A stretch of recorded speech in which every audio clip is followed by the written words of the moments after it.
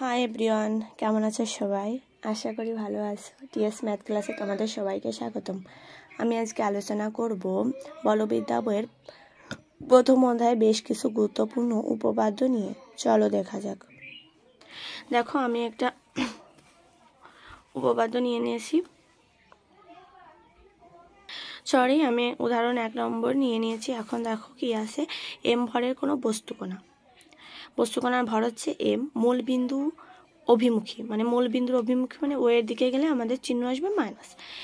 এত বল দ্বারা আকৃষ্ট হয়, তাহলে এটা হচ্ছে বল। যদি ইহা এ দূরত্ব থেকে স্থির অবস্থায় যাত্রা করে, তবে দেখাও যে এত সময় উহা মূল বিন্দুতে পৌঁছাবে। তাহলে আমাদের বের করতে হবে টি, এই টি সময়, এটা আমাদের হচ্ছে বের করতে হবে।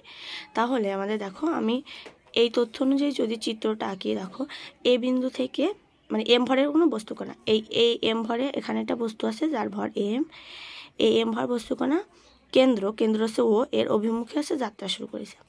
এখন কি বলে দেখো, এই বলে এম মিউ এত বলে আকৃষ্ট হচ্ছে, আকৃষ্ট হলে তাহলে মাইনাস এ দূরত্ব থেকে, মানে এই দূরত্ব থেকে এইটুকু হচ্ছে তার প্রথম স্থির অবস্থানে ছিল, তাহলে তার হচ্ছে গতি ছিল না, তাহলে গতি প্রাপ্ত হয়েছে পিতে এসে।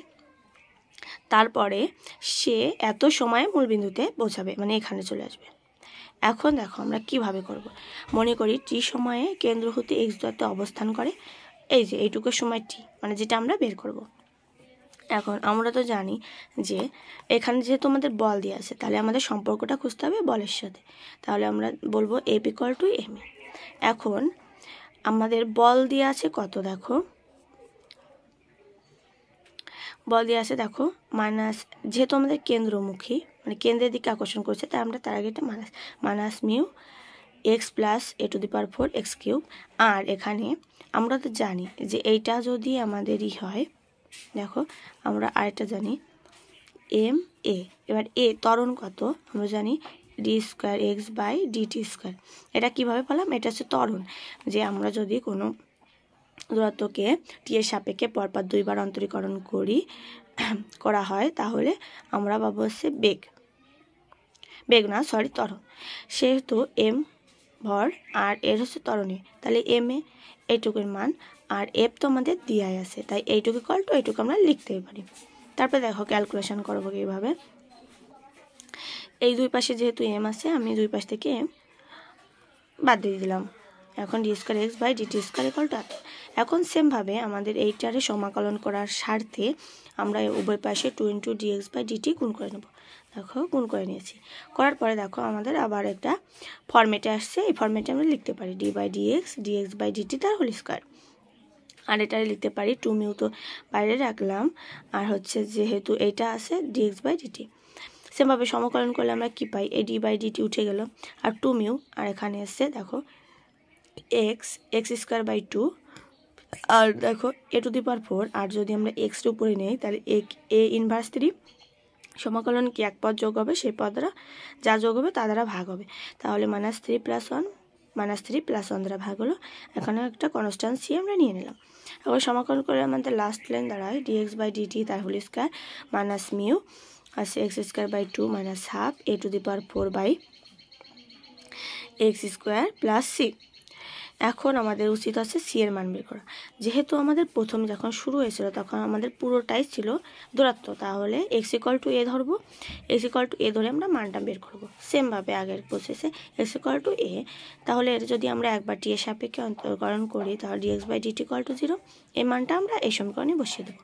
বসিয়ে দিলে দেখো আমাদের ডিএক্স বাই ডিটি এর মানটা বেরিয়ে আসছে কত, দেখো minus mu half x square by a to the power 4 by x square.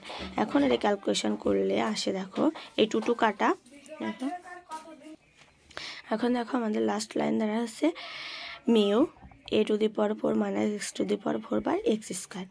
এখন আমাদের ওই পাশে ছিল যে হোল স্কোয়ার ছিল, এই পাশে আমরা রুট করে দিলাম। এখন প্লাস মাইনাস এত, কিন্তু দেখো আমাদের কেন্দ্রের দিকে আকর্ষণ করছে, তাই আমরা চিহ্ন নিয়েছি minus d x by d t minus এত। এখন আমাদের সেমভাবে এক্সের গুলো এক পাশে নেব, আর ওই টি এর যেগুলো বাদ বাকি আছে টি এরগুলো এক পাশে নেব। দেখো আমরা এক্সেরগুলো এক পাশে নিয়ে এসেছি। এটা দেখো পাই মানে এক্স বাই এত ডিএক্স আর এত, জাস্ট এক্সের গুলো এক পাশে, টি এর গুলো এক পাশে। এখন দেখো আমরা যদি এক্স ইকুয়াল টু এ হতে আমাদের যেহেতু টি এর মান বের করতে বলেছে, তাহলে আমরা সমাকলন করবো এবং লিমিট বসাবো। তাহলে আমাদের প্রথমে এখান থেকে যখন এ আর এখানে 0, এখন যদি এ বিন্দু থেকে ও এর দিকে আকর্ষণ করে, তাহলে প্রথমে আমাদের এখান থেকে এটুকু দূরত্ব ছিল এক্স ইকুয়াল টু এ, আর এখানে প্রথমে শুরুতে টি ইকুয়াল টু ছিল আমাদের 0। আর যখন টি এখানে চলে যাবে তখন আমাদের দূরত্ব এক্স ইকুয়াল টু 0 হয়ে যাবে, আর টির যে মানটা বেরোবে সেটা আমাদের বের করতে হবে। তাহলে আমাদের সমাকলনে লিমিটগুলো বসাবো। তাহলে দেখো আমাদের প্রথমে ছিল এ থেকে তখন টি ছিল 0। সেমভাবে এখন দেখো যখন আমাদের টি মানে এক্সের মান আসলো 0, তখন টিটা আমাদের বের করতে হবে। এখন এখানে আমাদের মেলানোর সাথে দেখো আমাদের আসে হচ্ছে এক্স টু দি পাওয়ার 4। যদি আমরা এটা ভাঙিয়ে লিখি তাহলে এ টু দি পাওয়ার 4 আর এক্স টু দি পাওয়ার 4, তাহলে এ স্কোয়ার তার হোল স্কোয়ার, এক্স স্কোয়ার তার হোল স্কোয়ার। কিন্তু আমাদের এখানে ফর্মেট আছে ডিএক্স, কিন্তু আমাদের এখানে চেঞ্জ করতে হবে।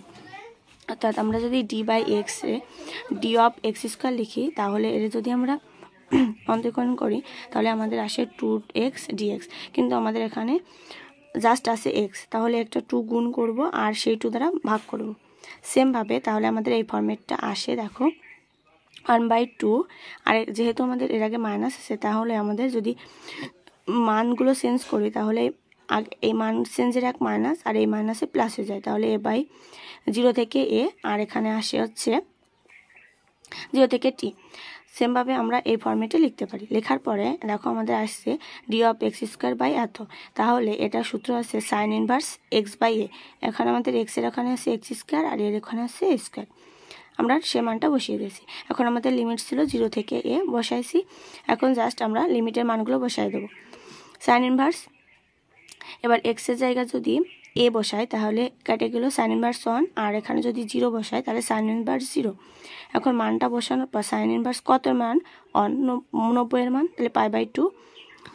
আর এখানে দেখো সাইন 0 মান 0, 0 বসিয়ে দিয়েছি, আর জাস্ট এখানে দেখো শুধু টি এর মান, তার যদি আমরা সমাকলন করি তাহলে √μ টি থাকে।